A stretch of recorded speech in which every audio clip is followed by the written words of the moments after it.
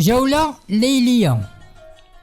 حلقة اليوم غادي تكون في درب فحل الزفريتي، واللي معروف بدرب 7 تلاوي، حيت فيه 7 ديال التلويات. واما فحل الزفريتي هو ما بين جامع الفنا والبجية ديال الرميلة. وبعض الناس تتقول ليه حي الزفريتي، والاصل هو فحل الزفريتي نسبة للدرب اللي تيحمل نفس الاسم، واللي منه كنمشيو للقصور وكندوزو على 7 تلاوي. واما الزفريتي فهو احمد بن عبد الرحمن الزفريتي، كان باشا ديال مدينة مراكش في زمان حكم السلطان العلوي محمد الثالث بن عبد الله.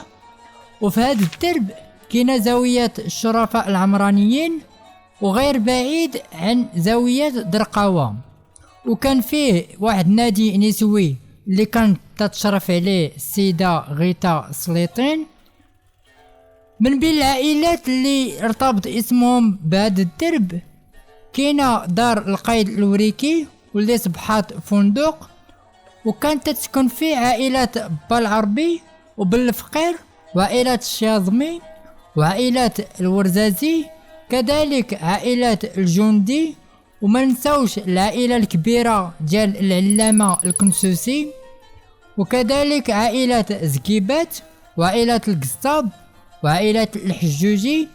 وما نساوش كذلك عائلة بن عيسى وبن مجاد، وكذلك عائلة شنطيط، عائلة الدرقاوي والأستاذ الهاملي وعائلة الشفقي وعائلة بالغالب.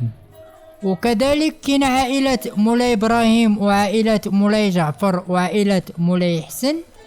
ورحم الله من مات منهم ورزق الصحة والعافية من على قيد الحياة.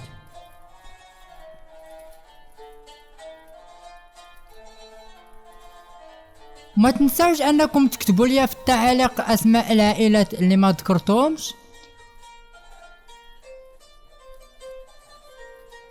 والى هنا تنتهي جولتنا. معكم حبوبي خالد.